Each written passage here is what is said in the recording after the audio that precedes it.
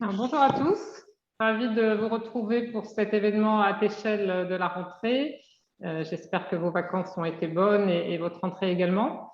Nous avons choisi de consacrer cet événement de rentrée à notre étude thématique de l'année, consacrée aux organismes professionnels et qui fait l'objet désormais d'une édition papier qui sera prochainement disponible sur notre site. Donc, je vous montre l'ouvrage, voilà, en français et en anglais. Alors, les raisons pour lesquelles nous avions choisi de consacrer cette étude annuelle au thème des organismes professionnels, il y en avait trois. Tout d'abord, le fait que les organisations professionnelles restent un lieu particulier où se rencontrent des concurrents par définition et qui se trouve être un lieu où des pratiques anticoncurrentielles sont commises.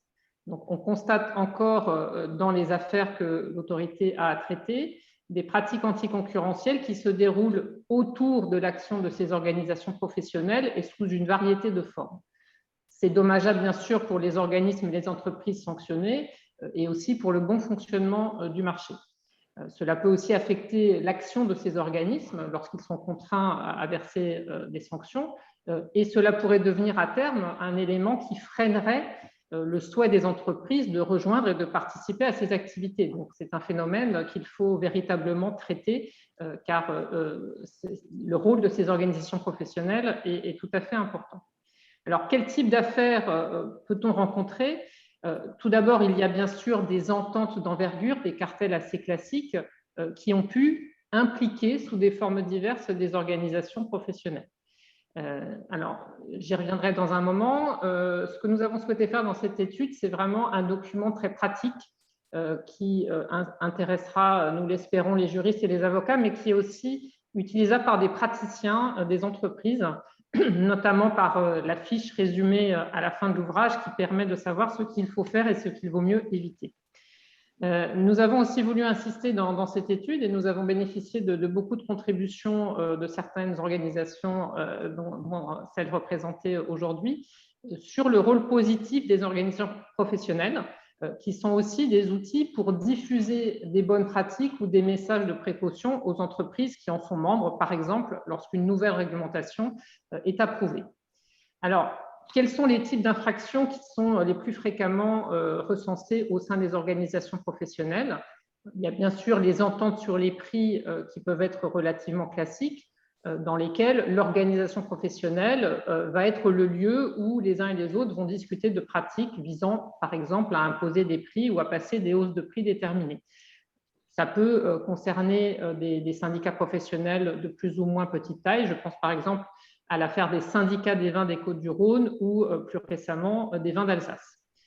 Il y a pu y avoir par le passé des cartels d'envergure qui concernaient également des syndicats. Je pense par exemple à l'affaire des transports par messagerie, à l'affaire des mannequins ou encore à l'affaire des revêtements de sol dans lequel les réunions syndicales était l'un des lieux où l'entente s'était mise en place et était régulièrement évoquée. On a une autre typologie de pratiques que nous évoquons dans l'étude, qui sont les pratiques de type boycott. Alors, à cet égard, on trouve souvent des ordres professionnels ou des syndicats professionnels qui peuvent être mis en cause. Je pourrais citer la récente affaire Santé Claire qui portait sur l'ordre et les syndicats de chirurgiens dentistes et les réseaux de soins d'autre part. Nous avons eu aussi récemment à l'autorité un certain nombre de décisions qui concernaient des ordres professionnels. Par exemple, des huissiers qui avaient mis en place une cotisation très élevée pour ceux qui souhaitaient rejoindre une structure commune de signification et qui visaient plus particulièrement les huissiers ayant bénéficié de la liberté d'installation et qui se trouvaient défavorisés par rapport à leurs collègues déjà en place. Enfin, on peut avoir des pratiques qui mêlent des discussions entre entreprises et l'application de la réglementation. Je pense ainsi à l'affaire des notaires concernant la négociation immobilière, alors que les règles avaient changé pour que ces prestations puissent être fixées librement. Un certain nombre de notaires s'étaient mis d'accord pour continuer à appliquer un barème, qui plus est un barème supérieur au barème public antérieurement en cours.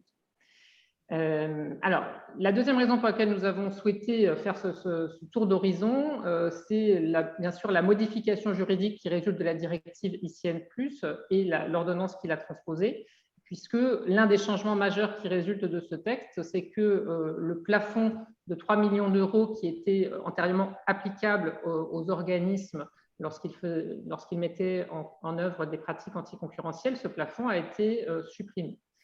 Alors, ce faisant, l'ordonnance va généraliser un mode de fonctionnement qui était déjà connu, puisque c'était celui qui était applicable, par exemple, à la Commission européenne depuis un certain temps, et également applicable dans différents régimes nationaux. Mais la donne va changer, puisque désormais, si on est soit une association d'entreprise, un syndicat ou un ordre, on peut s'exposer à une sanction beaucoup plus élevée, puisque le montant du plafond sera égal à 10% du total de la somme des chiffres d'affaires des membres qui participent à ce syndicat ou à cet ordre professionnel ou encore à cet organisme. Alors, la dernière raison qui nous a conduit à choisir ce thème, c'est l'élargissement de notre politique en faveur de la conformité. Nous avons d'ailleurs mené à cet égard un travail important l'année dernière au sein d'un groupe sur la conformité et nous allons prochainement soumettre à consultation un nouveau document cadre sur la conformité qui viendra remplacer celui désormais ancien qui était applicable depuis quelques années et cette consultation permettra aux uns et aux autres d'enrichir ce document. Nous laisserons un temps suffisant à cette consultation, je peux d'ores et déjà vous l'annoncer, de 2 mois pour que chacun puisse véritablement travailler dans des bonnes conditions.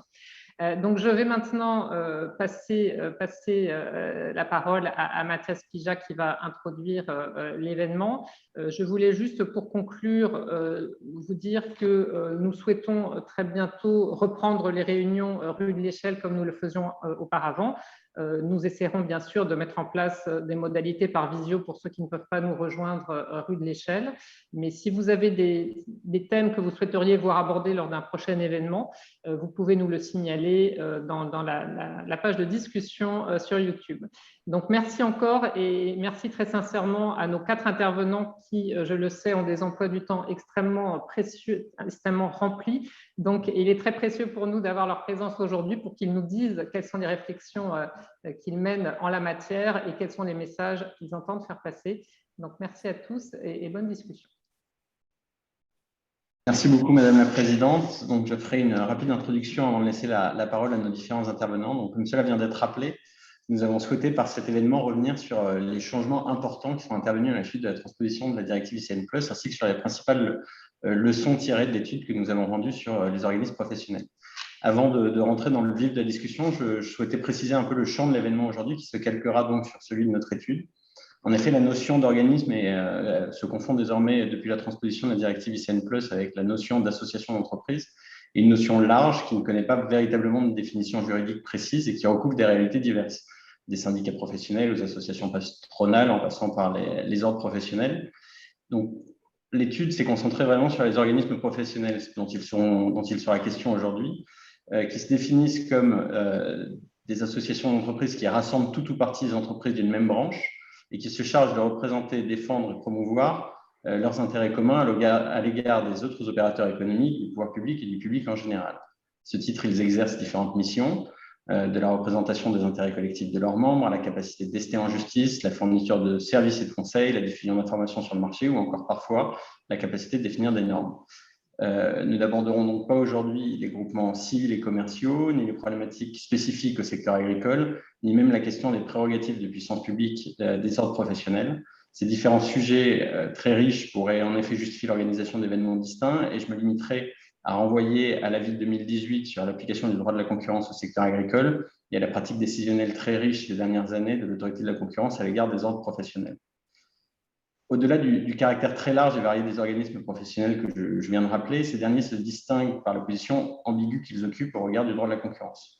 Il est acquis désormais, c'est ce que met en avant l'étude que nous avons publiée, que les organismes professionnels contribuent par un grand nombre de leurs missions au bon fonctionnement de l'économie. Ils favorisent la mise en conformité de leurs membres avec le droit de la concurrence, en prodiguant des conseils, des formations, en diffusant du contenu juridique. Ils contribuent à fluidifier le marché en diffusant des informations fiables à leurs adhérents. Ils œuvrent à l'amélioration de la qualité et à la sécurité des produits par les normes qu'ils édictent et permettent une action éclairée des pouvoirs publics.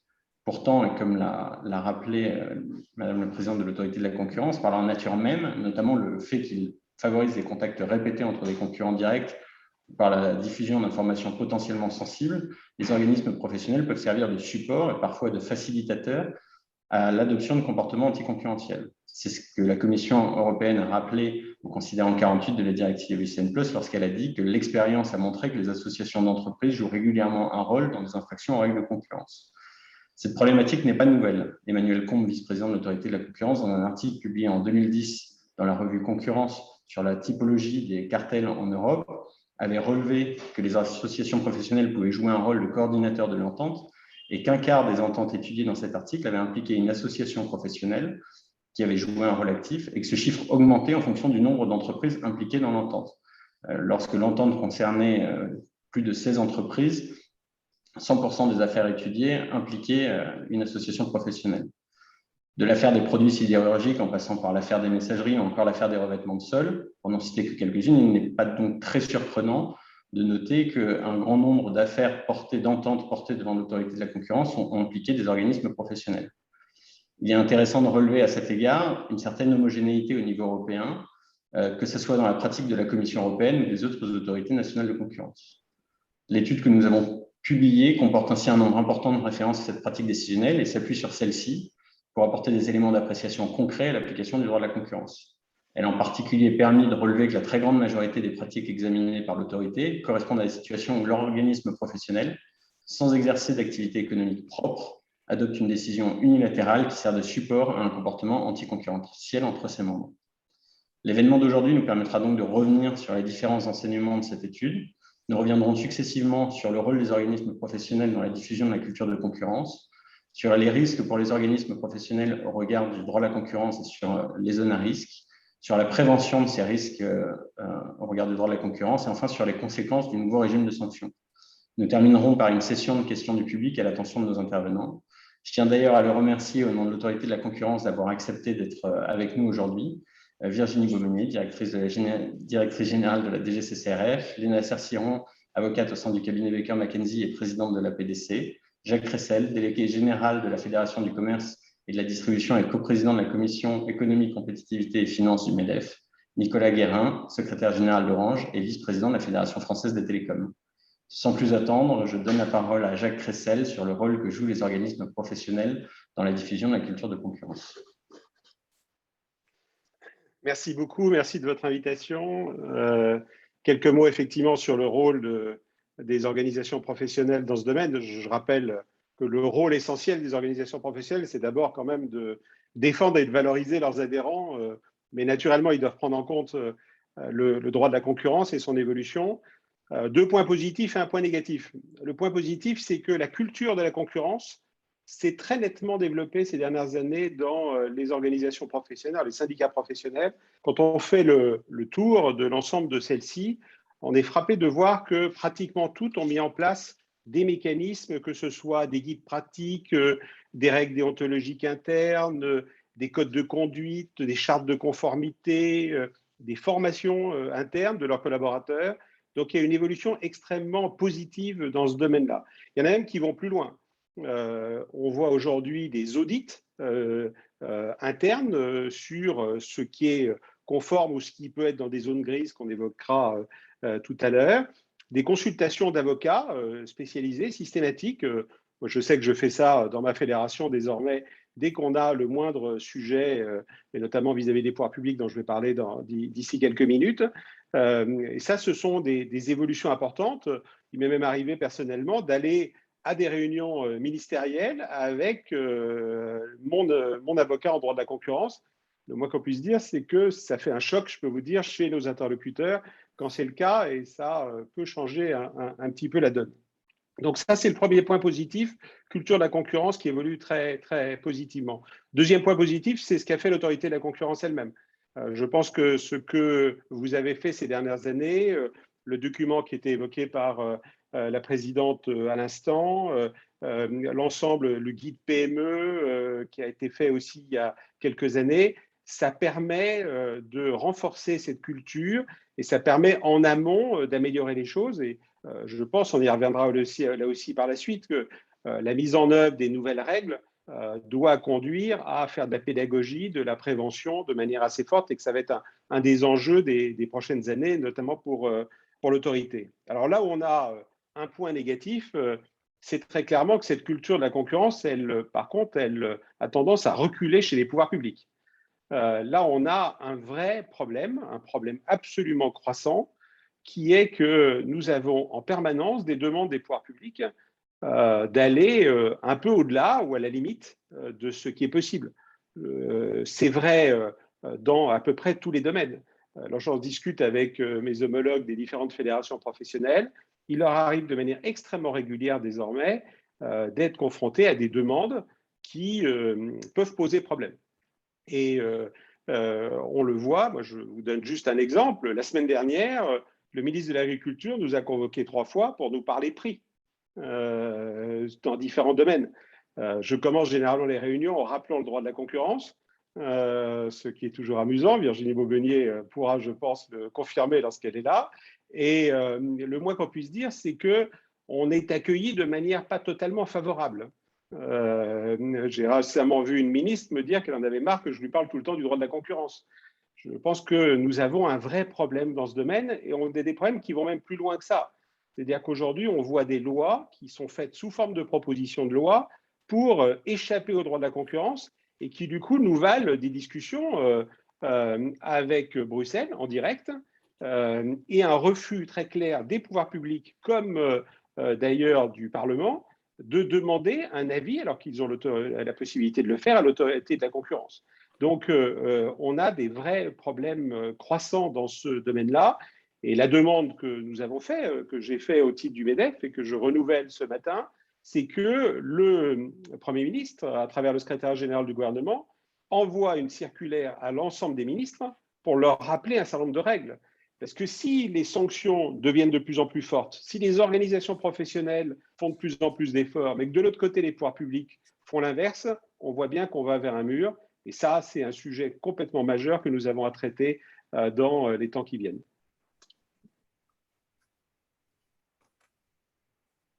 Merci beaucoup. Nicolas Guérin, vous avez une expérience qui est assez riche au sein de différentes associations. Est-ce que vous partagez ce diagnostic ? Alors, je ne m'associerai pas à l'aveu que vient faire de Jacques une tentative d'entente. Évidemment, dans le secteur de télécom, on en est revenu depuis très longtemps sur ces sujets-là. Mais au-delà de la plaisanterie, oui, mon expérience, elle est assez multiple, effectivement, et me montre surtout qu'il y a une très grande diversité des associations, de leur rôle et de leur implication au droit de la concurrence. Peut-être 3 niveaux pour vous avez des associations de type métier. J'ai été président du Cercle Montesquieu, qui réunit 450 directeurs juridiques et administrateurs de la FJE, 7000 juristes. Vous avez des associations sectorielles de type Fédération française des télécoms, dont je suis actuellement vice-président, dont j'étais président, qui réunit 18 membres, 18 opérateurs, quasiment tous les opérateurs français, sauf un. Vous avez la GSMA, qui est une organisation européenne qui réunit 750 opérateurs et équipementiers dans le monde et dont mon président, Stéphane Richard, est président depuis 2 mandats. Vous avez des associations multisectorielles, type MEDEF, type AFEP. Et vous avez aussi, ce que disait Jacques est très juste, une volonté du gouvernement de structurer la politique industrielle. Alors autour, ce ne sont pas des associations, mais ça y ressemble quand même. Il y a le Conseil national de l'industrie qui s'est structuré autour de 18 filières qui sont des contrats stratégiques de filières. Et moi, je suis président d'un de ces CSF, qui est celui de l'infrastructure numérique. Et dans ce CNI, dans ce MEDEF, c'est AFEP, évidemment, les concurrents se croisent, les concurrents discutent. Donc, vous voyez une très grande diversité du type d'organisation, de taille d'organisation, et donc une approche du droit de la concurrence qui est très différente de l'une à l'autre. Sur les métiers, je parlais du Cercle Montesquieu, l'objectif, on fait énormément d'abord de normatifs, c'est-à-dire qu'on essaye effectivement d'aider à ce que les règles, que ce soit en droit de la concurrence ou ailleurs, soient adoptées de manière efficace et simple. C'est un espèce d'équilibre. Alors, on parle beaucoup d'amour du droit chez les juristes, mais entre cette efficacité et cette simplicité, de ne pas monter des usines à gaz qui vont se retourner contre l'ensemble. Donc, il y a un fort effort normatif. Et le MEDEF, Jacques le dira sans doute, travaille énormément là-dessus. J'ai été président d'une commission pour la concurrence aussi au sein du MEDEF et on intervient, on prend des positions écrites sur tous les sujets, la FEP aussi. Donc cet effort normatif est très très important. Deuxième action des associations, c'est la formation des membres et la diffusion de la culture concurrentielle. énormément d'efforts ont été faits en droit de la concurrence pour justement que dans nos organisations, via nos organisations, ce droit de la concurrence soit connu. Beaucoup d'infractions dans le temps ont été commises sans même connaître ce que décrivait Jacques sur le gouvernement qui pousse au prix ou à l'accord sur le prix. C'est aussi encore peut-être les résidus de cette méconnaissance de ces droits. Donc beaucoup d'efforts faits sur la formation des membres, sur le fait de diffuser cette culture, et ça va très loin. Tous les outils sont utilisés, de la vidéo, des jeux. Enfin, vraiment, il y a beaucoup d'inventivité, d'innovation dans les directions juridiques notamment et dans les associations pour développer cette formation. Et puis, il y a un troisième type d'action qui est peut-être moins connu, qui est collaboratif, et qu'on a essayé de beaucoup développer, notamment avec l'autorité de la concurrence ces dernières années. D'abord, permettre à l'autorité de la concurrence de connaître les entreprises de l'intérieur, pas de les connaître. Je ne parle pas de visite domiciliaire, soyons très clairs. Je parle de connaître les entreprises en dehors de cadre. Donc, il y a tout un travail consultatif, demande d'avis qui est fait, mais on a aussi monté, et j'avais apprécié, Madame la Présidente me pardonnera d'évoquer ça, mais l'idée, on a envoyé des stagiaires, des rapporteurs, effectivement, qui venaient d'arriver à l'autorité, sont venus dans nos entreprises pour passer 15 jours et voir un peu le fonctionnement des directions juridiques. Et je pense que c'était très bien, justement, qu'il y ait cette interaction. Et dans l'autre sens, collaboratif aussi, on permet aussi à nos membres de mieux connaître les autorités. Alors, l'autorité de la concurrence, on l'a fait avec la CNIL aussi, et notamment, on l'a fait à l'occasion de formations, soit à l'école de formation du barreau ou par exemple, sur des questions de mieux se préparer à des enquêtes de concurrence. L'idée, ce n'est pas de les contourner, ce n'est pas de les empêcher, c'est au contraire de les faciliter, d'avoir une collaboration efficace et active, d'éviter les jeux de guéguerre qu'on a pu connaître il y a quelques années sur les enquêtes, et que tout se passe pour le mieux, pour les salariés, pour les enquêteurs, pour les directions juridiques. Donc voilà, vous voyez, il y a vraiment cette diversité extrêmement importante du type d'association, et puis ces trois grandes fonctions qu'assurent les associations, le normatif, la formation et le collaboratif. Et je crois que c'est cet ensemble qui fait que depuis une dizaine d'années, effectivement, on a énormément progressé à la fois dans les entreprises et dans les organisations interprofessionnelles pour que ce droit de la concurrence soit une règle qu'on intègre tous et qu'on connaît en tout cas au moins tous, et c'est une très bonne chose. Et le travail qu'a souligné Jacques de l'autorité de la concurrence pour réaffirmer ce rôle positif joué par les organisations professionnelles nous a beaucoup aidé aussi, parce que ça permet aussi, notamment dans les organisations professionnelles, où vous avez beaucoup de patrons et moins de juristes, de convaincre que c'est un incontournable, que le droit à la concurrence est incontournable. Voilà en quelques mots ce que je pourrais vous dire. Merci beaucoup. Je passe désormais la parole à Virginie Beaumenier. La DGCRF est en contact étroit avec les associations d'entreprises et entreprend régulièrement des actions de sensibilisation au droit de la concurrence. Quelle est votre perception justement du rôle des organismes professionnels dans la diffusion de la culture de concurrence? Merci Mathias. Bonjour à tous et merci à la présidente et à l'autorité de m'avoir invité à contribuer à ce séminaire. Alors effectivement, pour nous, et bien sûr, les organisations professionnelles, les syndicats, les associations d'entreprises de manière générale sont des interlocuteurs, j'allais dire, privilégiés, notamment évidemment dans l'activité normative. Ça a été beaucoup évoqué à la fois par Jacques Cressel et Nicolas Guérin. Donc c'est un partenaire, bien entendu, mais c'est aussi effectivement un partenaire pour la sensibilisation au droit de la concurrence. Alors, j'allais dire, je rejoindrai assez largement les intervenants précédents sur le développement de la culture de la concurrence dans certaines filières, fédérations, syndicats professionnels. Peut-être pas dans toutes. Il y a des secteurs où c'est moins répandu que d'autres, ou peut-être ils n'ont pas été suffisamment traités par l'autorité, je ne sais pas. Quoique, parfois, on a des exceptions. La différence aussi, c'est au niveau local. Vous savez, donc, DGCCRF, on intervient bien sûr au niveau national, notamment dans le normatif, où là, on est en contact avec les grandes fédérations. Mais des associations d'entreprises, il y en a aussi au niveau local, de différentes formes, que ce soit les chambres consulaires, les syndicats locaux, des organismes divers au niveau local. Et là, la culture de concurrence dans les PME, puisque à ce moment-là, ça regroupe en général plutôt des PME, est beaucoup moins répandue. Alors, il y a des outils. Je crois que c'est Jacques Cressel qui évoquait tout à l'heure le guide des PME de l'autorité, qui est très utile, qu'utilisent d'ailleurs nos enquêteurs lorsqu'ils sont en contact avec le milieu économique local.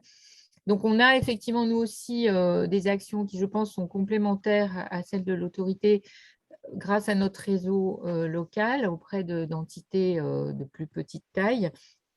Et effectivement, le constat de nos enquêteurs, comme je le disais, c'est que dans les PME, il y a encore du travail à faire pour développer la culture de concurrence ou dans les associations locales. Donc, on a ce rôle de préventif, hein, qui est aussi un élément de la DGCCRF de manière générale dans tous les domaines du droit qu'elle applique, mais en particulier en matière de concurrence.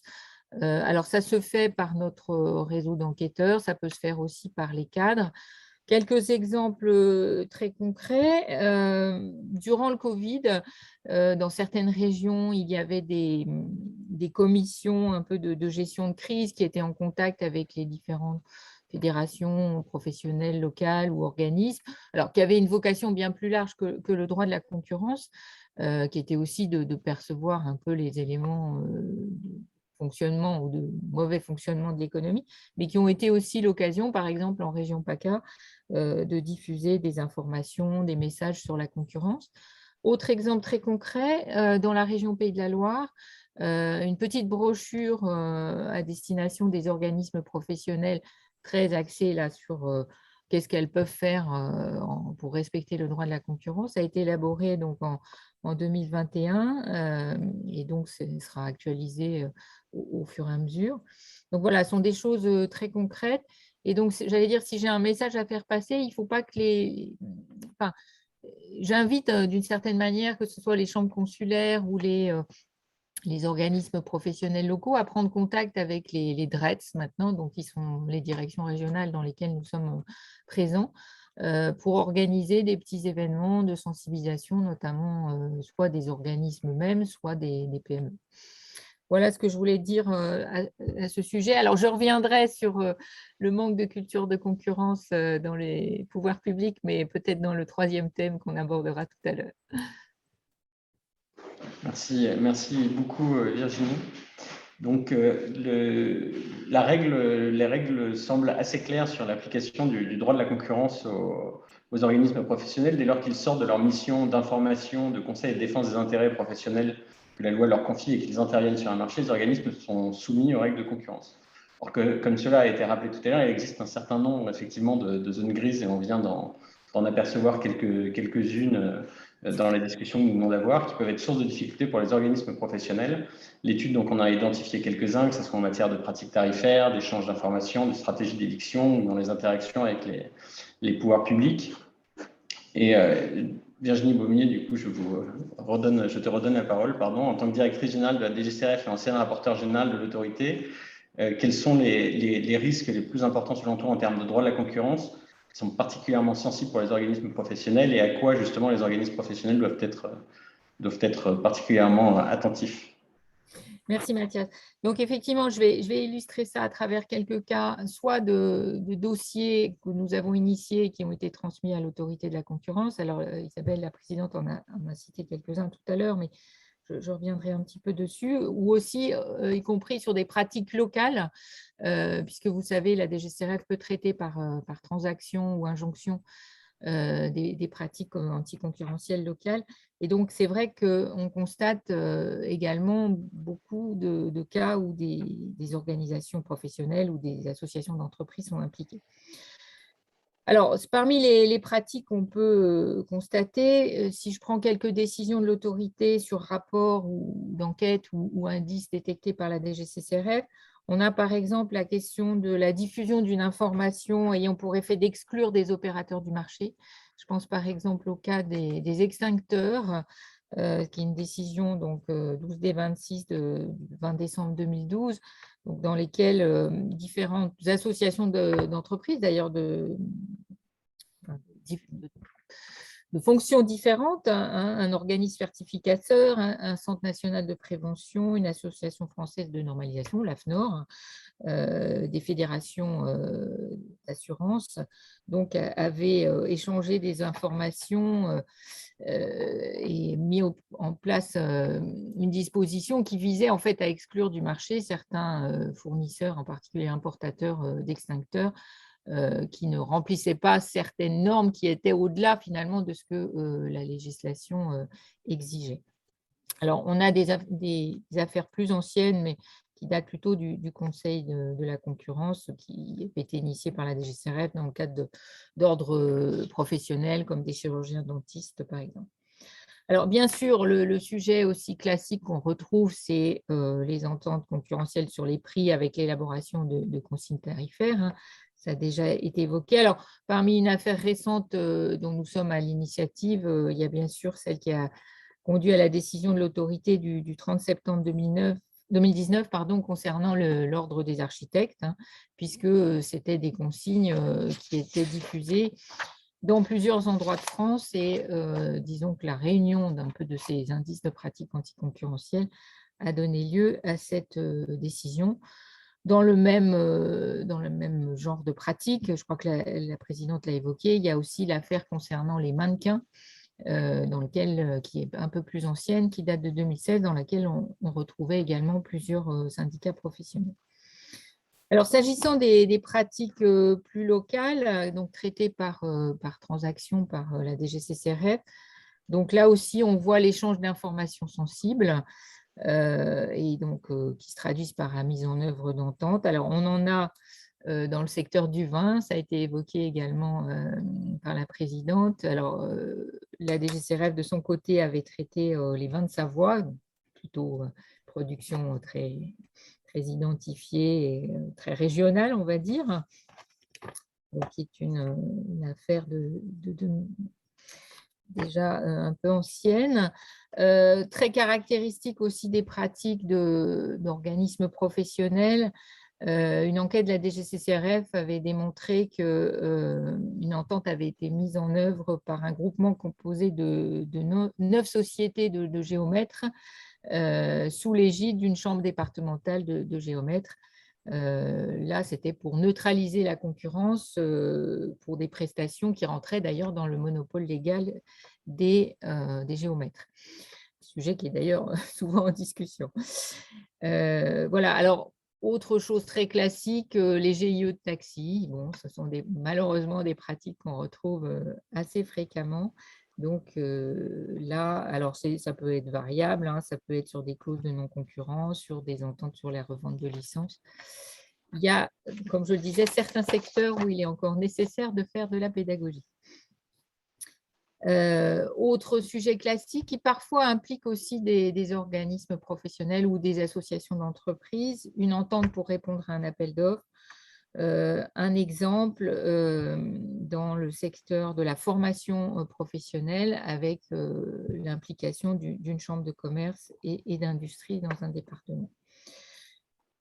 Autre type de pratique, des conditions d'adhésion discriminatoires dans des GIE, par exemple, pour empêcher telle ou telle entreprise finalement de rejoindre et l'empêcher de bénéficier des avantages que procure le GIE très souvent. Alors, sur ce type de choses, souvent nous agissons par injonction, puisqu'il y a parfois des clauses à modifier, des engagements donc des entreprises, évidemment, à ne pas recommettre les mêmes pratiques, et puis auxquelles peuvent s'ajouter parfois des transactions dans les plafonds qui sont ceux que la DGCCRF peut appliquer et qui ont été augmentés il y a quelques années avec un plafond de 150 000 € au total aujourd'hui. Donc, vous voyez, nous sommes quand même assez régulièrement confrontés à ce genre de situation qui, que ce soit pour des pratiques très localisées ou pour des pratiques qui finissent finalement à l'autorité de la concurrence, sont assez semblables et qui, comme je le disais, nécessitent encore un peu de pédagogie. Merci beaucoup, Virginie. Léna Cercillon, du point de vue du praticien, quels sont, selon vous, justement, les comportements auxquels les organismes doivent être particulièrement attentifs? Merci beaucoup. Donc, tout d'abord, et avant de répondre à cette question, je souhaite remercier la présidente de cette invitation et Mathias Pijard, chef du service juridique qui modère cette conférence, et également souligner le travail des rédacteurs de l'étude sur les organismes professionnels. Je crois qu'on a été plusieurs à souligner la qualité de cet ouvrage qui est très complet et particulièrement accessible. Et finalement, toutes les discussions que nous avons aujourd'hui sont également traitées dans cette étude à laquelle je renvoie. Donc, peut-être avant de rentrer dans la réponse à la question posée, je pense que c'est toutefois important de faire un petit point de terminologie. Alors, je pense que ça a été abordé plusieurs fois, mais néanmoins, pour éviter tout doute sur le sujet, donc l'étude rappelait que la notion d'organisme professionnel était une notion polysémique, et il est vrai que l'ordonnance de transposition de la directive ICN+, a introduit en droit français la notion d'association d'entreprise. Donc, pour couper court aux questions qui pourraient survenir de ce fait-là, il est très clair que la notion d'association d'entreprise, elle recoupe la notion d'organisme professionnel, peu important le libellé. Donc ça, c'était la première précision. Ça permet aussi de rappeler que finalement, il y a une très grande diversité dans les organismes professionnels, comme le soulignait d'ailleurs à très juste titre Nicolas Guérin. Et que, en outre, ces organismes professionnels jouent un rôle extrêmement positif dans le tissu économique. Avant de souligner justement tous les risques qu'ils encourent, je crois que c'est vraiment très important de souligner leur rôle très positif.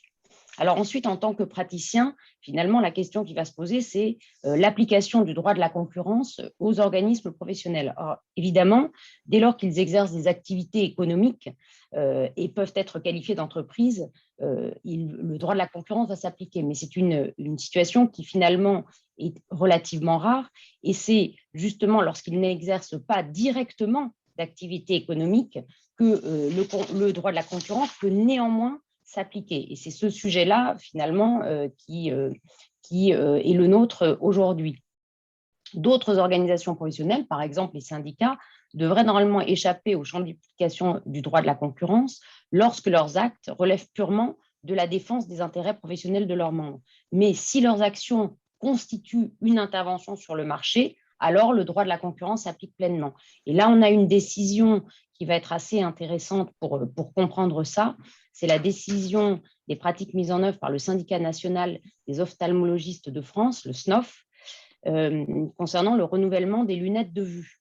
Et finalement, au paragraphe 53, cela permet de trancher la question de la compétence de l'autorité à l'égard d'actes émanant d'organisations professionnelles, dès lors qu'il convient de faire la part entre des comportements qui, parce qu'ils invitent des opérateurs économiques à adopter telle ou telle attitude sur le marché, constituent en fait, selon l'autorité de la concurrence, une intervention sur un marché et donc relève du droit de la concurrence, qu'il faudra alors différencier des comportements qui relèvent purement de la défense des intérêts professionnels des membres de l'organisation et qui ne constituent pas une intervention sur le marché.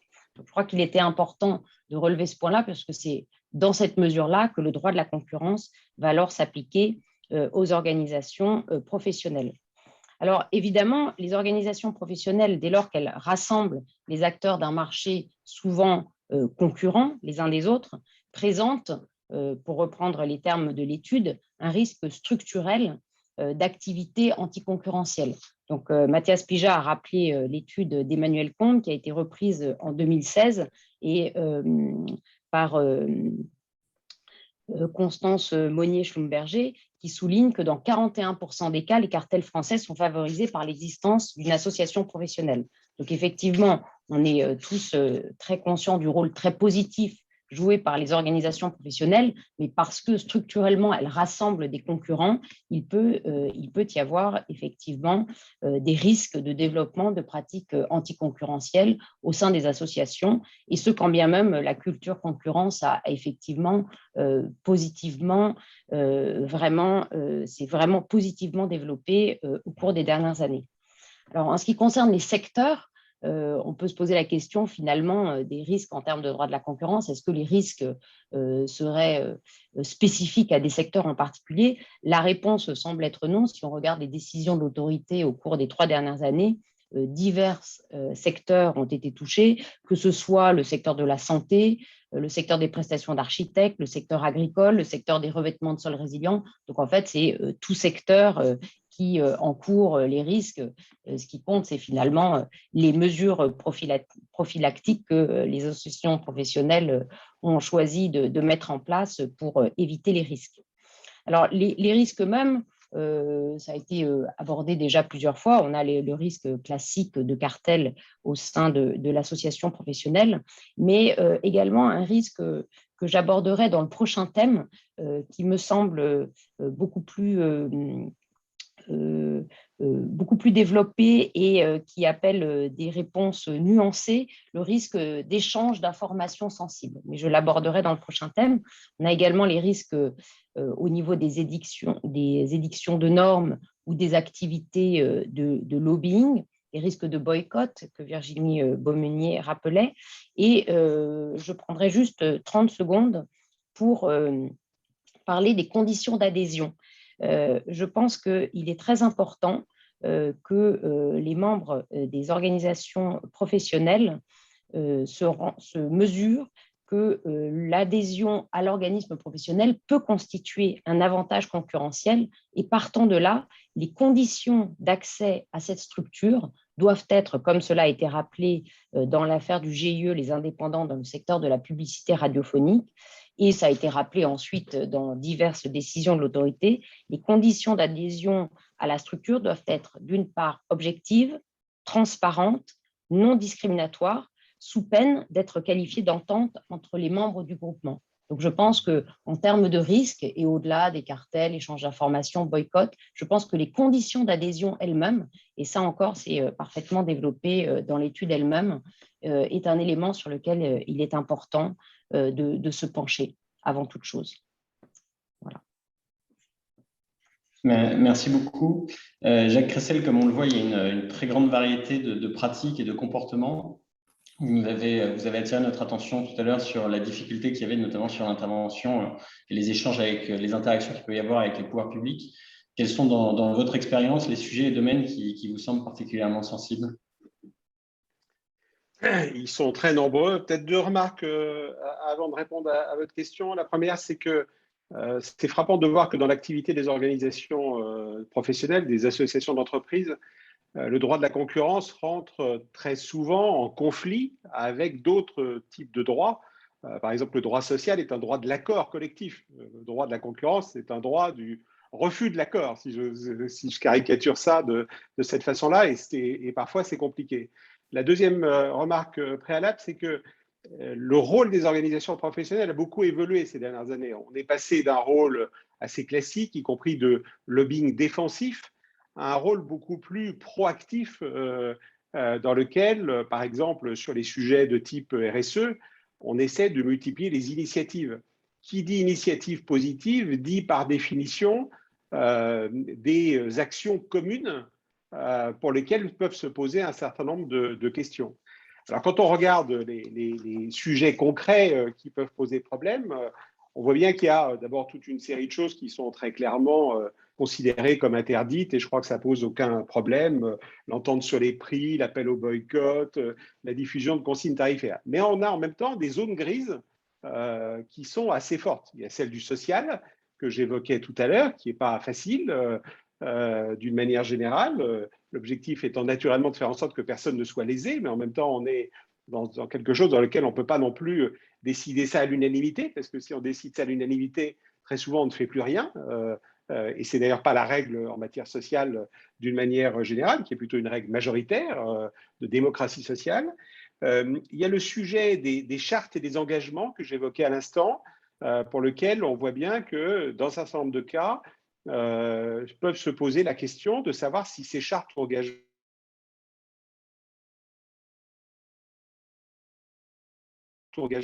sont des éléments qui vont à l'encontre ou pas du droit de la concurrence. Moi, je sais que désormais, de manière totalement systématique, je les fais valider par un avocat de façon à ne pas avoir de difficultés, mais on voit bien que c'est quelque chose qui est de plus en plus compliqué, et notamment, par exemple, dans tout ce qui va être transition écologique, on voit bien que c'est quelque chose qui va prendre de plus en plus de place et pour lequel cette question va être là aussi de plus en plus importante. On a le sujet que j'évoquais tout à l'heure, je n'y reviens pas, des concertations sous l'égide des pouvoirs publics. On a le problème des échanges d'informations et des statistiques. On voit bien, par exemple, et c'était mentionné dans le guide de l'autorité, que lorsqu'on fait des réunions de conjoncture, une réunion de conjoncture est possible à condition qu'on ne parle pas à un moment d'informations sensibles de type prix. Mais il y a des domaines où c'est très difficile de ne pas le faire et où on peut être extrêmement limite. Et là, on voit bien que c'est assez compliqué parce que si les adhérents ne peuvent plus discuter finalement de l'évolution de leur métier, de leurs conditions d'exercice du métier, on risque d'avoir des vraies difficultés et même un problème d'attraction finalement. J'y reviendrai à la fin parce que c'est sans doute un des sujets assez majeurs. Puis on a le sujet du lobbying. Sur le lobbying, il y a eu des décisions qui ont été prises sur jusqu'où peut-on aller en termes de lobbying. Une décision notamment sur une entreprise où il a été considéré que un lobbying qui consiste à essayer de convaincre une autorité publique de prendre une décision qui va au-delà de ce qui serait nécessaire est finalement quelque chose de répréhensible. Là aussi, qu'est-ce que le lobbying, qu'est-ce que le travail d'influence? Est-ce qu'il y a des limites à tout ça? Donc on voit bien sur tous ces sujets-là qu'en réalité, pour beaucoup de fédérations, pour beaucoup d'associations d'entreprises, au niveau local, au niveau national, c'est extrêmement compliqué. On est obligé de s'organiser pour faire remonter les informations. Et en même temps, on voit bien qu'y compris vis-à-vis de nos membres, ce n'est pas toujours facile d'expliquer tout ceci, d'organiser, et que dans les plus petites organisations, c'est encore plus compliqué que dans les plus grandes. Donc, ces zones grises, elles ont besoin d'être expliquées. C'est pour ça qu'on a besoin, et j'en terminerai par là sur ce point, de l'autorité de la concurrence pour faire en sorte de nous aider dans ce domaine-là, à la fois qu'on puisse vous saisir plus qu'aujourd'hui pour avis. J'ai un cas, je me souviens, lorsqu'on avait étudié la création d'un fonds dans le domaine agricole où Virginie Baumelier, à l'époque, était rapporteur général et avec Bruno Lasserre, on avait été venu vous voir avec le président de la FNSEA de l'époque pour essayer de regarder ce qui était possible et ce qui n'était pas possible. C'est indispensable de pouvoir le faire. Il y a eu un guichet unique qui a été mis en place pendant le Covid pour régler un certain nombre de sujets. Nous, notre souhait, c'est qu'on pérennise un mécanisme de ce type-là. Je sais que ça suppose des moyens et que c'est toujours une difficulté, mais il faut que les organisations d'entreprise aient la possibilité, lorsqu'il y a une difficulté, de pouvoir demander à l'avance ce qui est possible et ce qui n'est pas possible, parce que sinon, ça empêchera complètement toute action efficace au bénéfice de tous. Peut-être j'interviens un instant sur certains points qui étaient soulevés par Jacques Ressel.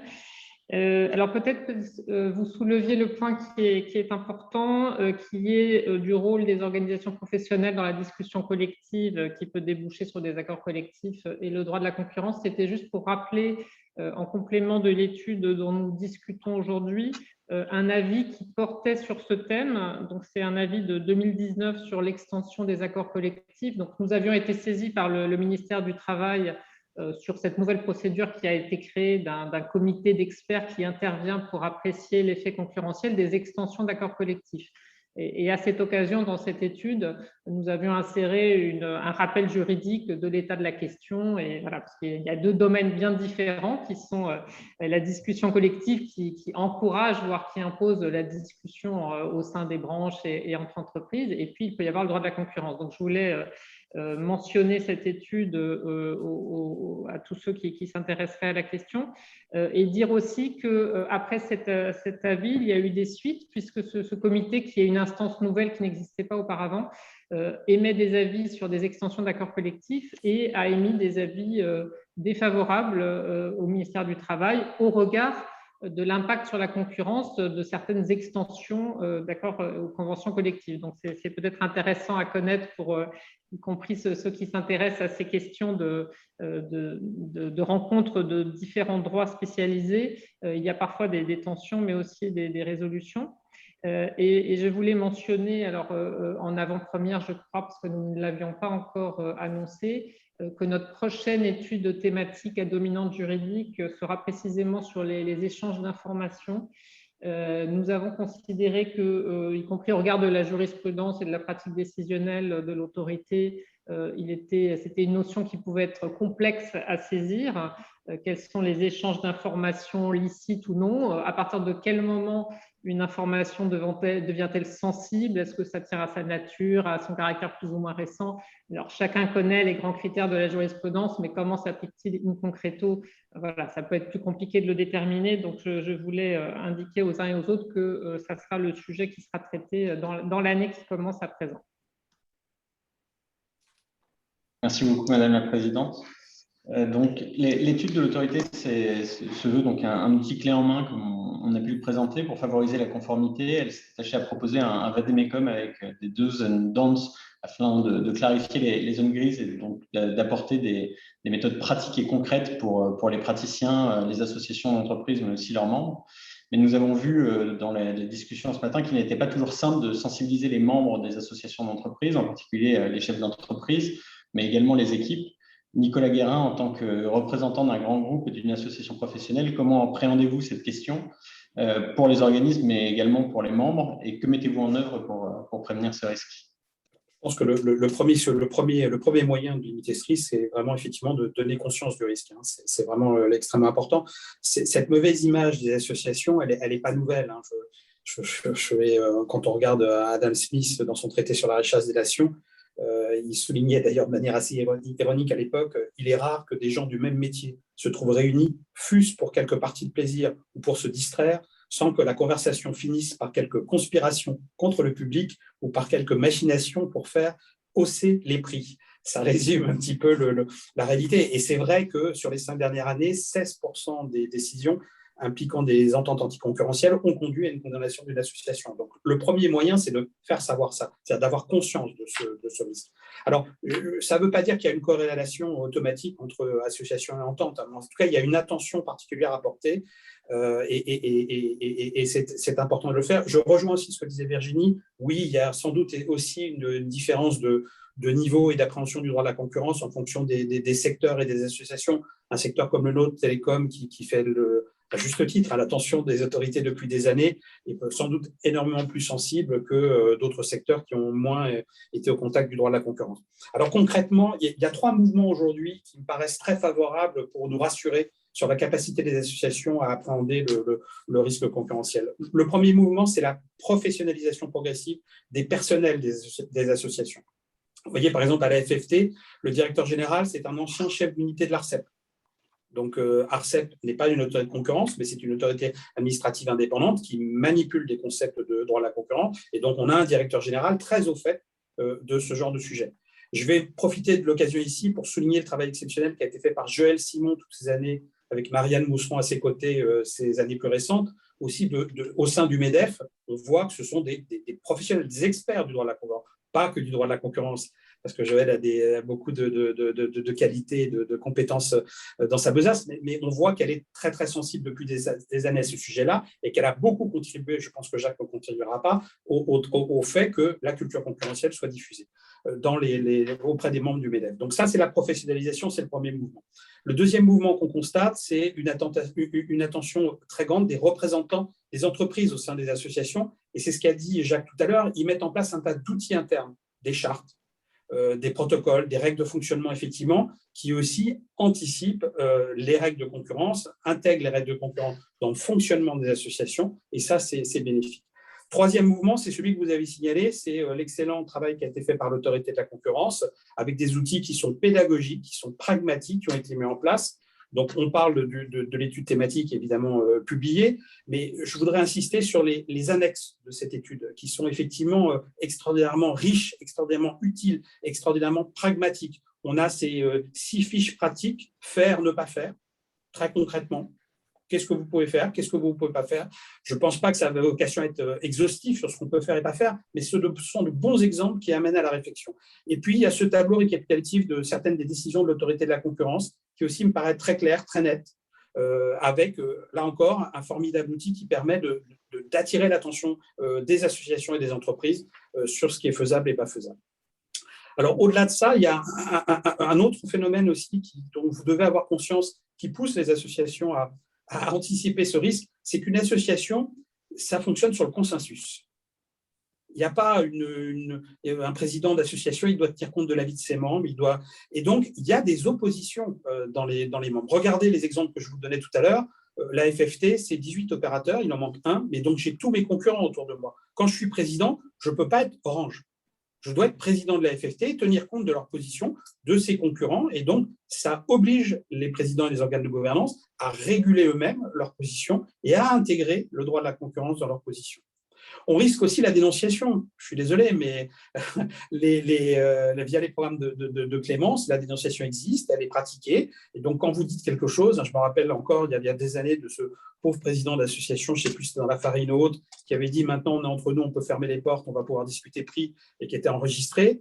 Bon, ça, on en sourit tous, mais ça n'existe plus, ce n'est plus possible. Enfin, j'espère que ce n'est plus possible, parce que ce serait vraiment un suicide en direct. On a aussi un phénomène dans les associations qui est l'hétérogénéité des points de vue. Ça amène beaucoup à la discussion.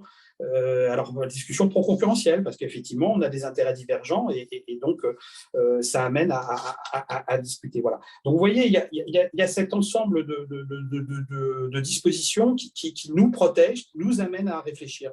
Et puis, si on veut prendre un exemple concret, si je devais donner un guide du minimum à faire pour éviter les problèmes concurrentiels dans une association, il y a des basiques. L'ordre du jour. Fixer un ordre du jour à une réunion à l'avance, le diffuser, le faire approuver par les membres. Et puis, on s'y tient. Il n'est pas question d'avoir des faux ordres du jour. Donc, un ordre du jour. Des minutes précises de ce qui est dit et échangé. Des minutes écrites, partagées, validées par les membres. Et puis, si vraiment, Jacques le disait tout à l'heure, si vraiment vous avez des sujets sensibles auxquels vous devez discuter et vous avez des hésitations, un avocat.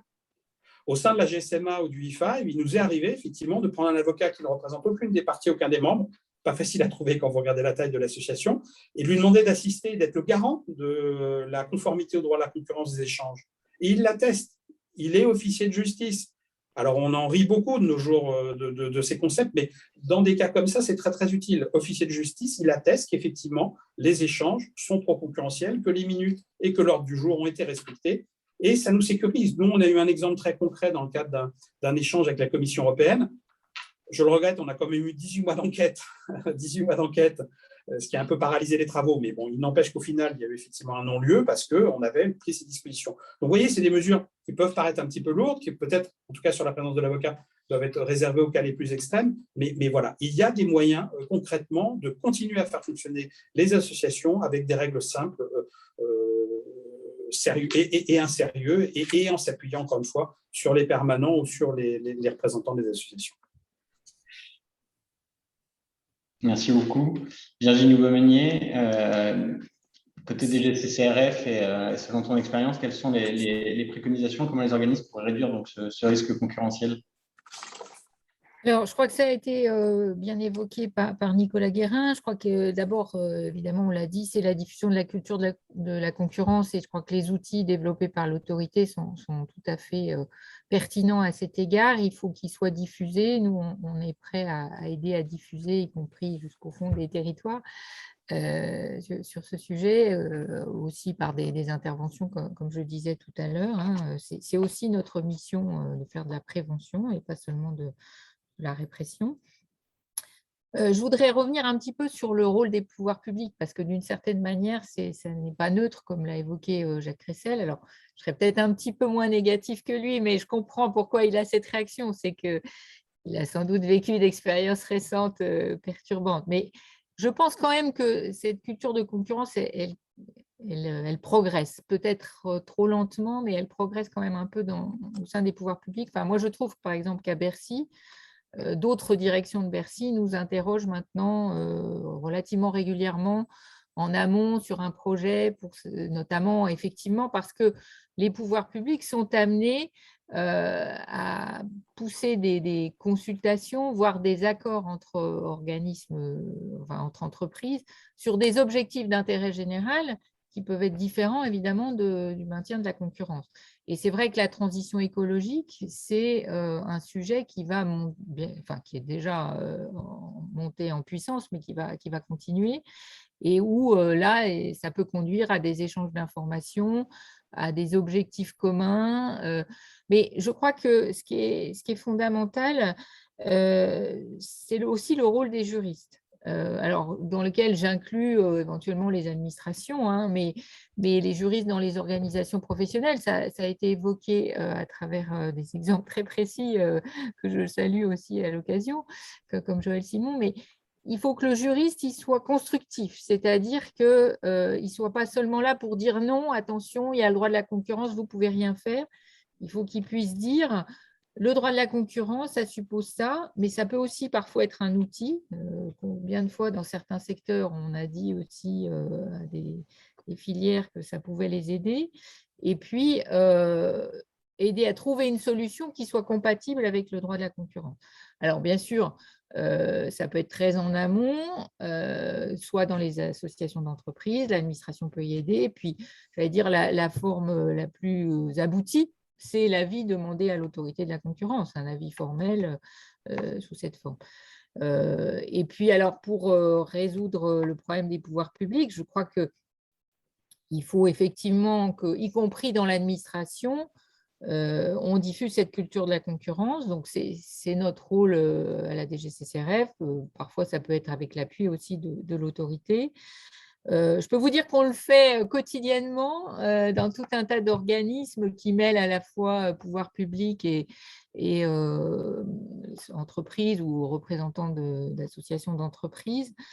Ce n'est pas toujours facile et on le voit bien quand il s'agit par exemple de définir des cahiers des charges, ce genre de choses. Ce n'est pas forcément une volonté de pratique anticoncurrentielle, mais parfois, ça répond à des vrais objectifs de sécurité des produits, de développement de filières, etc. Parfois, ça répond malheureusement à des objectifs de fermeture du marché auxquels les pouvoirs publics ou certaines administrations peuvent ne pas tout de suite voir le problème. Et c'est là qu'effectivement, nous, en tant que DGCCRF, on doit intervenir et on le fait au quotidien avec plus ou moins de succès, mais en tout cas, c'est effectivement quelque chose qui est important. Et vraiment, moi, je voudrais insister sur l'idée que le juriste, que ce soit l'avocat, que ce soit l'administration, que ce soit le juriste d'entreprise, il faut qu'il aide à trouver les solutions et que le droit de la concurrence ne soit pas un prétexte pour ne pas faire quelque chose. Parce que c'est parfois aussi ça qui se passe, c'est « Ah, le droit de la concurrence nous interdit ». Non, pas toujours, et notamment sur les sujets environnementaux ou transition écologique, il y a parfois aussi quand même des possibilités d'agir.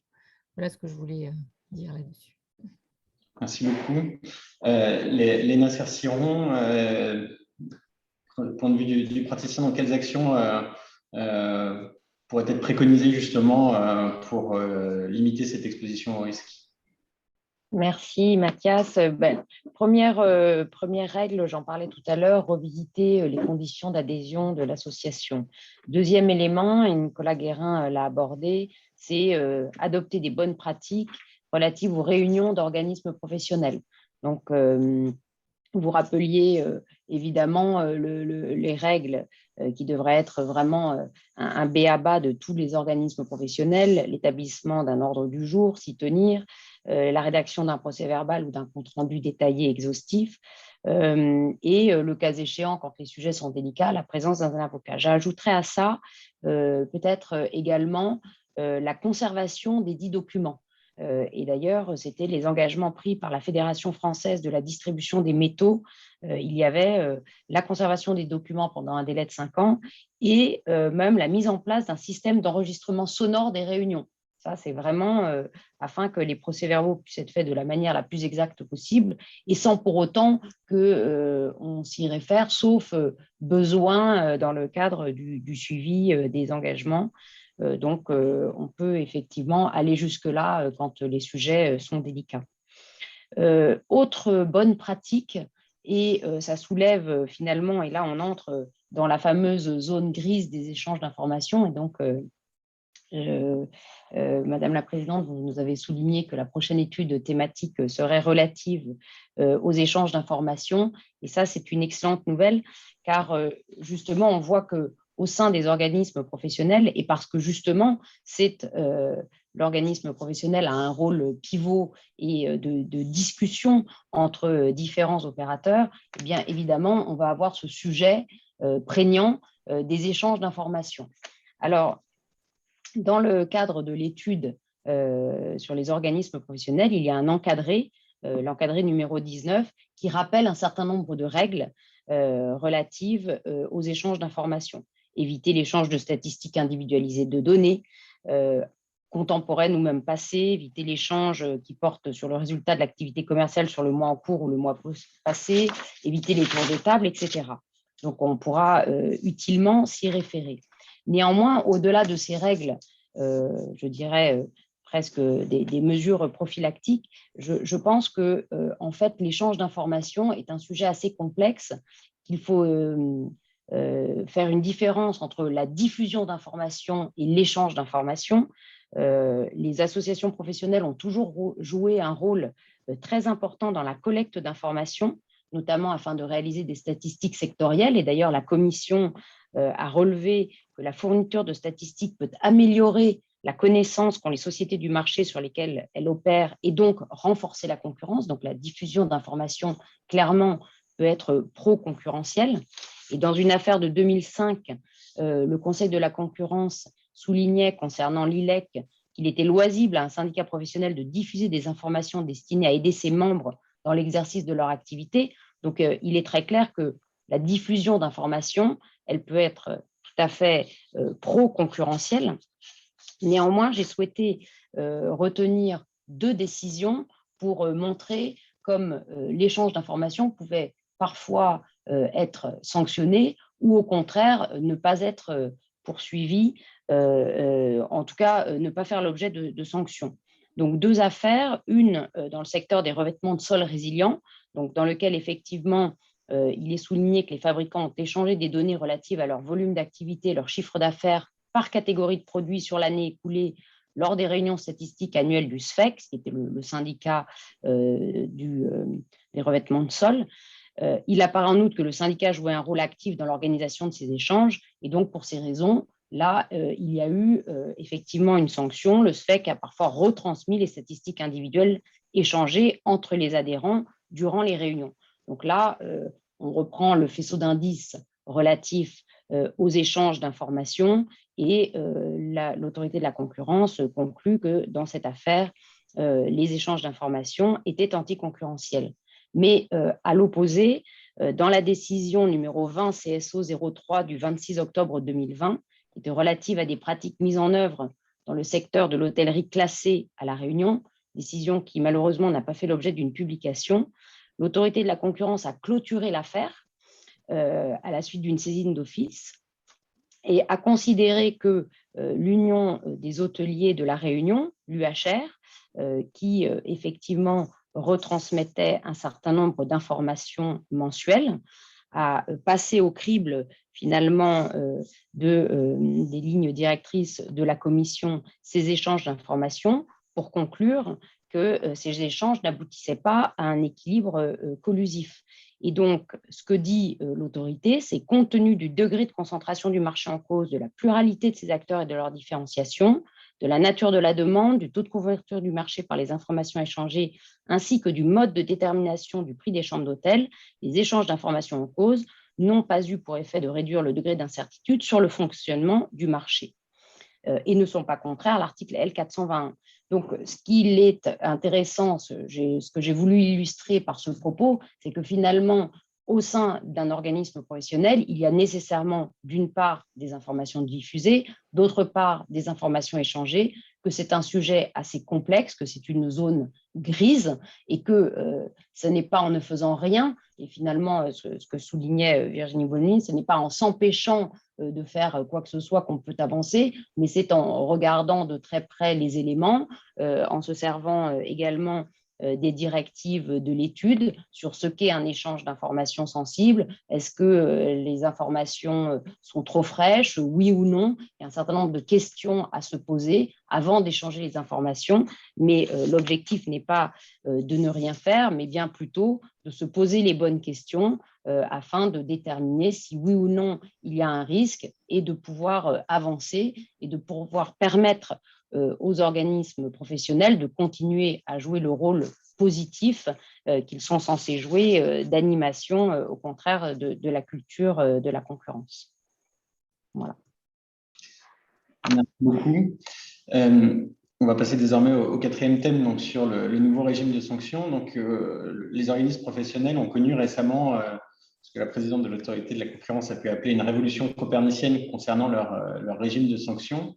En effet, donc, comme ça a été rappelé rapidement en introduction, à la faveur de la transposition de la directive ICN+, le régime de sanctions qui est applicable en droit français aux organismes et qui prévoyait un plafond forfaitaire de 3 millions d'euros a été aligné avec le régime applicable aux entreprises, c'est-à-dire une sanction pouvant aller jusqu'à 10% du chiffre d'affaires de l'association d'entreprise, voire jusqu'à 10% du chiffre d'affaires de chacun des membres actifs sur le marché affecté lorsque l'infraction de l'association d'entreprise avait attrait à l'activité de ces derniers. Le nouveau régime sur lequel nous reviendrons ci-après prévoit également un mécanisme de solidarité financière entre les membres de cette association d'entreprise. Le législateur européen a souhaité par cette réforme que les sanctions des associations d'entreprise soient plus dissuasives et proportionnées à l'ampleur de l'infraction, en particulier lorsque l'infraction commise a trait aux activités des membres. La pratique décisionnelle et la jurisprudence viendront préciser la manière dont ce nouveau régime sera mis en place par l'autorité de la concurrence. On perçoit bien le double objectif qui était poursuivi par cette réforme européenne, qui était d'une part de garantir un effet suffisamment dissuasif, donc je viens de le dire, par le montant des sanctions qui pourraient être beaucoup plus important pour les associations d'entreprise, et d'autre part un effet disciplinant par le principe de solidarité financière entre les membres de l'association, qui obligera les membres de l'association d'entreprise à être beaucoup plus vigilants sur justement la manière dont les discussions se passent, sur les informations qui sont échangées, sur les consignes qui sont données. Léna Cerciron, je commencerai par te donner la parole. Quelles sont les conséquences que tu anticipes pour les associations d'entreprise et leurs membres? Quels conseils pour les membres des associations d'entreprise afin de limiter la possibilité de voir leur responsabilité financière engagée? Merci beaucoup. Donc, effectivement, pour reprendre les mots de la présidente, c'est une révolution copernicienne en termes de risques financiers pour les organismes professionnels, puisque en abandonnant le plafond de 3 millions d'euros et en passant sur le plafond classique applicable aux entreprises, les risques encourus par les organismes professionnels sont sans comparaison avec ce qui se passait préalablement. Donc, ce qu'il faut regarder maintenant, c'est comment en pratique cela va se passer. Alors, il y a un certain nombre d'éléments que l'on retrouve soit dans la directive ICN+, soit dans l'ordonnance de transposition, soit encore très récemment avec l'adoption du communiqué sanction retravaillé au 30 juillet 2021 de l'autorité de la concurrence. Mais on s'aperçoit finalement qu'il y a un certain nombre de questions qui sont sur lesquelles il y a finalement c'est la jurisprudence qui devra se prononcer. Donc, deux premières remarques, soit l'infraction ne porte pas sur les activités de ses membres. Et dans ce cas-là, l'organisme professionnel, l'association professionnelle, risque une sanction de 10% du chiffre d'affaires le plus élevé réalisé au cours d'un des exercices clos.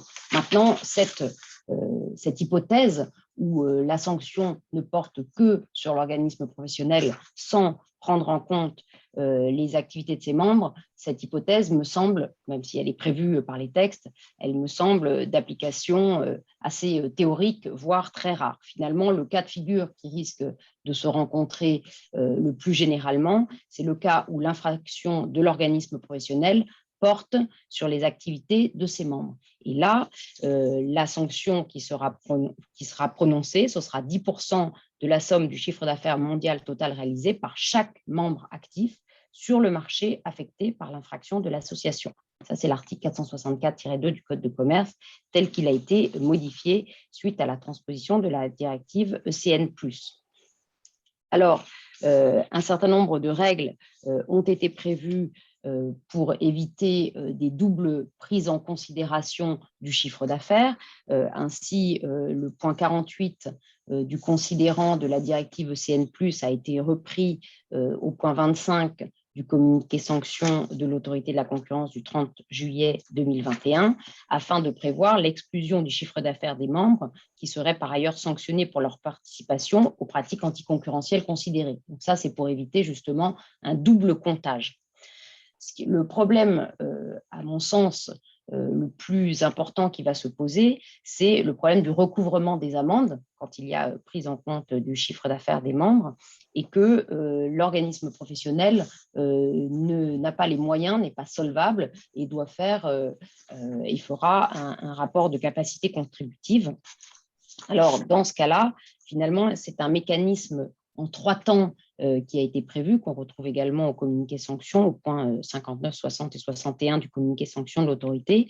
Dans un premier temps, l'autorité de la concurrence peut enjoindre à l'association de lancer un appel à contribution pour couvrir le montant de la sanction pécuniaire. Dans un second temps, si l'appel à contribution n'est pas suffisant, l'autorité peut exiger le paiement de la sanction pécuniaire par toute entreprise dont les représentants étaient membres des organes décisionnels de cette association. Alors là-dessus, peut-être un commentaire avant d'aboutir au 3e temps de la valse. Peut-être un commentaire, on peut craindre quand même un effet certainement dissuasif en termes de montant d'amende, ça c'est certain, mais on peut aussi craindre un effet dissuasif pour les représentants de participer aux organes décisionnels. Mais peut-être là-dessus, je laisserai Jacques Cressel et Nicolas Aguerin commenter ce point-là, parce que je pense qu'ils auront certainement à dire là-dessus, mais je pense qu'on peut craindre quand même un petit peu un effet dissuasif de participation aux organismes professionnels, alors même que, comme on l'a, je pense, tous souligné, ils jouent un rôle très important dans le tissu industriel français. Et puis, dans un 3e temps, lorsque cela est nécessaire pour assurer le paiement intégral de l'amende, l'autorité de la concurrence peut exiger le montant à payer par tout membre de l'association qui était actif sur le marché sur lequel l'infraction a été commise. Et là encore, on retrouve a fortiori cet effet dissuasif peut-être de participer à l'organisme professionnel. Maintenant, effet dissuasif, encore une fois, on se l'est dit, il y a un certain nombre de mesures prophylactiques qu'on peut mettre en œuvre pour éviter le risque en droit de la concurrence. Néanmoins, ça pourrait faire peur à certaines entreprises qui souhaiteraient du coup se retirer d'un certain nombre d'organismes professionnels. À noter évidemment que les entreprises qui seraient en capacité de démontrer qu'elles n'ont pas appliqué la décision litigieuse de l'organisme ou qui en ignoraient l'existence ou qui s'en seraient activement désolidarisées avant l'ouverture de la procédure sont exemptées de cette contribution forcée. Et je terminerai mon propos simplement, il y aurait évidemment beaucoup de choses à dire, hein, on pourrait parler très longuement du sujet des sanctions, mais peut-être simplement terminer mon propos sur le fait que l'ordonnance de transposition a prévu un mécanisme transitoire. L'application du nouveau plafond de 10% du chiffre d'affaires n'est pas applicable aux pratiques anticoncurrentielles qui ont pris fin avant l'entrée en vigueur de l'ordonnance, soit le 28 mai 2021. C'est l'article 6 de l'ordonnance qui prévoit cette disposition transitoire. J'en terminerai là. Merci beaucoup, Lina. Jacques Cressel, partagez-vous ces craintes? Quelles sont les conséquences que vous anticipez sur le fonctionnement des organismes professionnels et comment justement rassurer éventuellement vos membres sur ces risques? Oui, je partage effectivement ces craintes. Juste un mot avant de développer pour dire que naturellement, je m'associe totalement à ce qu'a dit Nicolas Guérin sur Joëlle Simon, avec laquelle j'ai eu pendant plus de 20 ans le plaisir de travailler, puisque j'ai même été son patron pendant assez longtemps. Donc, crainte assez forte, crainte parce qu'on a une véritable explosion des sanctions. À un moment où les organisations professionnelles ont montré leur rôle tout à fait essentiel, et je crois qu'aujourd'hui, depuis le début de la crise, depuis mars 2020, on voit qu'on a plutôt au contraire un renforcement de l'attrait des organisations professionnelles pour les entreprises. Et notre crainte, elle est tout à fait claire, elle est que à partir du moment où il y a effectivement d'abord le souhait des pouvoirs publics au niveau européen, au niveau national, de finalement éviter qu'il y ait des sanctions d'entreprises qui soient finalement minorées parce que l'action interdite qu'ils ont fait passer par une organisation professionnelle, que finalement ces annonces de sanctions accrues conduisent des entreprises, y compris des entreprises étrangères, à se dire que finalement, le risque d'être dans une organisation professionnelle est aujourd'hui plus important que l'avantage qu'ils peuvent en retirer. Et pour nous, c'est naturellement quelque chose qui serait catastrophique pour la démocratie d'une manière générale, la démocratie sociale, puisque nous sommes pour la plupart en charge de cet aspect essentiel, et puis la démocratie économique, puisqu'on a un rôle de plus en plus fort dans l'ensemble de ces sujets, et on le voyait tout à l'heure sur tous les sujets en matière écologique, en matière économique, en matière sociétale, qui sont en train de se développer. Donc je crois qu'il faut y faire très attention. C'est une de nos grandes inquiétudes, c'est la peur que ça peut occasionner à certains, peur que nous considérons comme n'étant pas justifiée, mais on voit bien que certains conseils d'entreprise peuvent leur dire attention, si vous êtes dedans, vous risquez plus, et finalement, si vous êtes en dehors, vous allez avoir pas mal d'avantages sans avoir les risques, puisque vous bénéficiez du lobbying fait pour l'ensemble. Donc, attention, pour nous, c'est quelque chose d'extrêmement, c'est un risque extrêmement fort.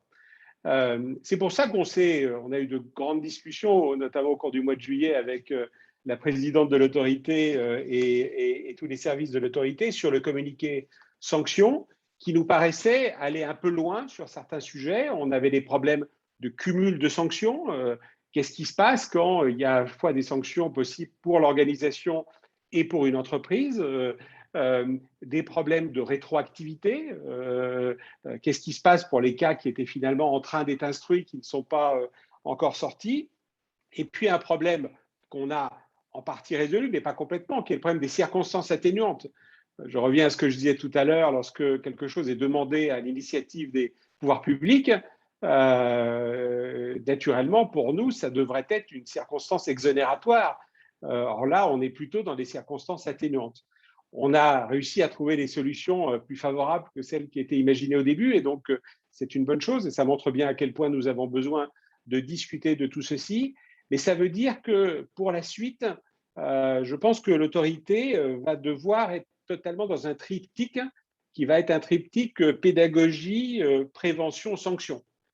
Naturellement, les premiers cas seront examinés à la loupe, et il va falloir absolument que les sujets pédagogie et prévention soient vraiment mis en avant, de façon à faire comprendre à tout le monde quels sont les enjeux, quels sont les risques, comment tout ceci doit s'organiser, quelle est la réalité des impacts potentiels, et puis naturellement faire en sorte que l'on clarifie progressivement par l'exemple les zones grises que j'évoquais tout à l'heure, qui sont quand même extrêmement inquiétantes, parce que si d'un côté, on n'a plus le droit de faire grand-chose dans les organisations, et que de l'autre côté, nos adhérents se disent qu'il y a beaucoup de risques, on voit bien qu'on peut aller vers quelque chose qui va être finalement extrêmement négatif pour l'ensemble des organisations professionnelles, alors qu'on en a plus besoin aujourd'hui que jamais.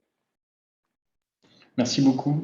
Nicolas Guérin, pensez-vous que cela justement favorisera la sensibilisation aux questions de concurrence et l'acceptation, pour prendre un terme un peu à la mode, des gestes barrières que vous évoquiez sur le fonctionnement des associations d'entreprise? Et vous évoquiez la question des programmes de clémence. Est-ce qu'il faut qu'on s'attende, par exemple, à une hausse des demandes de clémence de la part des membres et justement à une sensibilisation à ce sujet-là? Oui, c'est certainement toute augmentation des sanctions met en avant les problèmes de clémence. Je crois que ça, il n'y a pas de doute là-dessus. L'augmentation des sanctions, je vais être un peu ironique, mais c'est une bonne nouvelle d'abord pour le marché du droit. Ça va permettre effectivement, moi je recommande vivement aux associations de se doter de ressources internes ou en tout cas de faire appel à des avocats, mais je crois que maintenant c'est fini. Maintenant, je rejoins les intervenants précédents et notamment ce que disait Léna sur le risque de crise des associations, ce que vous disiez aussi, Jacques, hein. C'est-à-dire que la crise des vocations, il faut savoir que les instances dirigeantes des associations sont dans la quasi-totalité bénévolentes. Donc, vous vous engagez, vous prenez sur votre temps de travail, vous êtes rémunéré par l'entreprise. Vous ne le faites pas toujours d'ailleurs totalement au nom de votre entreprise. J'ai cité l'association Cercle Montesquieu ou autre. Même le MEDEF, souvent, fait appel à un tutu personnel à un certain nombre de personnes, même si elles représentent une entreprise, elles interviennent aussi. Donc, où est la limite entre l'intervention personnelle et l'intervention professionnelle? Et puis, attention à ne pas créer une crise de vocation qui pourrait être gênante, effectivement, parce que ce qui fait la richesse des associations, c'est à la fois l'implication de ses membres, mais c'est aussi l'implication de ces personnes et la rotation de ces personnes aussi. C'est le fait que des mandats sont relativement courts, changent, les gens changent, ils apportent beaucoup de richesse à la vie associative. On fait ça quelques années, on passe à une autre association, etc. Et c'est très bien ainsi. Donc, risque de crise des vocations. Il y a aussi le risque que certains membres ne rejoignent plus certaines associations. Ça paraît trivial, mais on parle de solidarité quand même. Je vous ai parlé de la GSMA tout à l'heure. Vous avez Apple, Google, Facebook dans la GSMA. Nous sommes des nains. Les 720 autres membres sont petits, donc la solidarité n'est pas automatique, mais il faudra faire attention aussi que son application ne conduise pas à certains petits. Là, je parlais d'Apple, Google, mais je pourrais parler aussi dans les associations françaises de petits opérateurs, aux petits acteurs, à ne pas adhérer à ces associations parce qu'ils pourraient craindre une solidarité financière avec des acteurs d'une taille beaucoup plus importante qu'eux.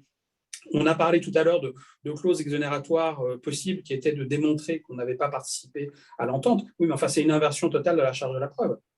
C'est-à-dire que c'est à l'acteur, effectivement, de montrer, alors dans le cas le plus simple, qu'il n'a pas appliqué, ça peut paraître faisable, mais qu'il n'a pas participé à aucun moment, à aucune réunion, etc., ou qu'il n'a pas demandé un programme parce qu'il a eu connaissance d'un fait à un instant T, ça devient plus compliqué. Donc attention, effectivement, mais je fais confiance à l'autorité dans l'application de ces nouvelles règles pour qu'elles soient mesurées, graduelles, et comme le disait Jacques, qu'elles s'accompagnent de beaucoup de pédagogie, parce qu'on a un véritable risque, effectivement, de voir le milieu associatif se diléquer ou en tout cas se réduire, alors qu'on en a besoin. On en a énormément besoin en ce moment. Ce qui vient de se passer avec la pandémie, dans le secteur de télécommunications, c'est le milieu associatif qui, effectivement, se réunissant autour du gouvernement, a permis à l'outil industriel de production de la fibre, de déploiement des réseaux mobiles, de continuer à travailler. Et sans ce milieu associatif, effectivement, ça n'aurait pas pu avoir lieu. Et ça s'est traduit par des phénomènes très positifs de type surrémunération de certaines prestations.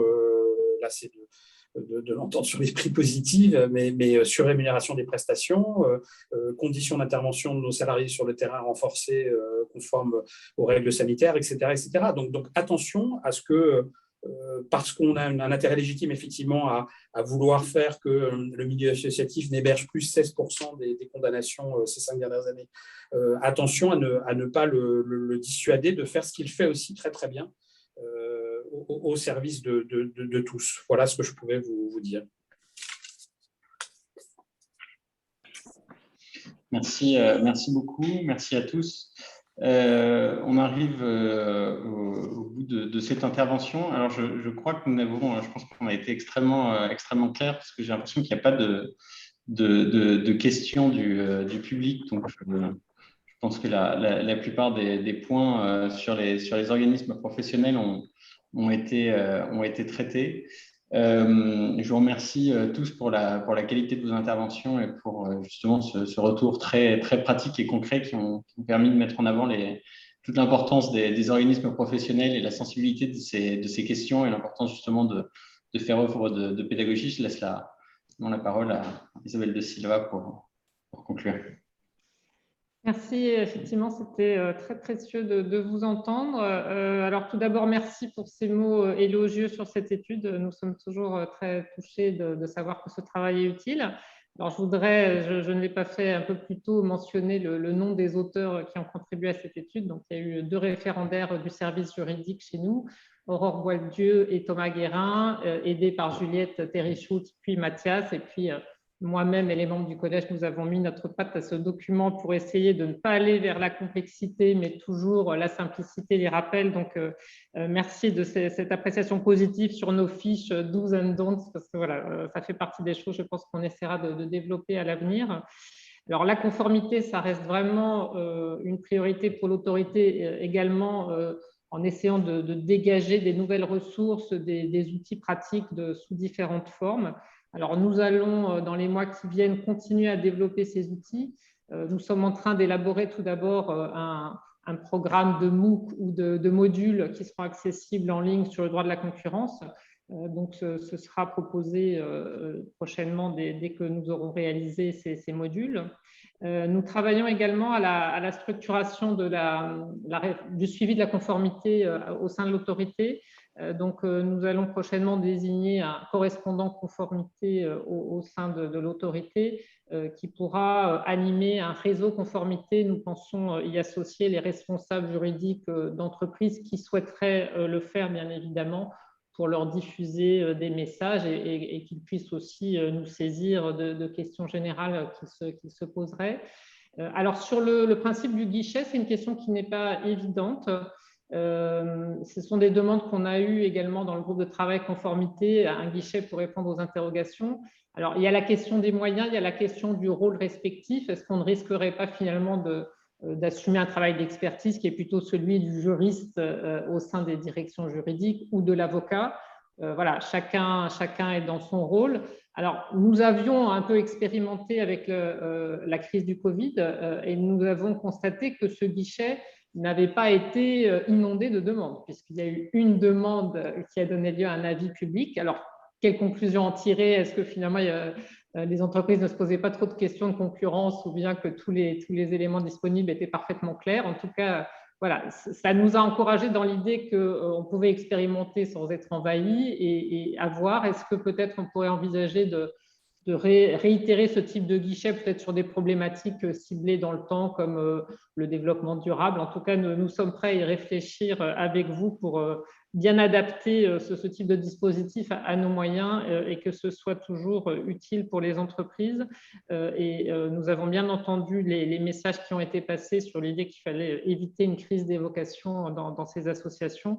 Il est clair que le rôle qu'elles jouent dans l'économie et dans la société, je pense, est tout à fait essentiel, et particulièrement dans la crise du Covid, aussi dans des politiques sectorielles. Nicolas Guérin a rappelé en matière de télécom le rôle notamment de la FFT dans la mise en œuvre de différentes politiques publiques pour l'équipement en réseau des Français. Donc, il me reste à vous remercier tous pour votre participation, à remercier le public de cet événement et à vous donner rendez-vous, je l'espère, pour un prochain événement qui sera aussi rue de l'Échelle pour pouvoir vous rencontrer des visus. Merci à tous et bonne journée. Merci. Bonne journée à tous. Bonne journée. Merci, à bientôt.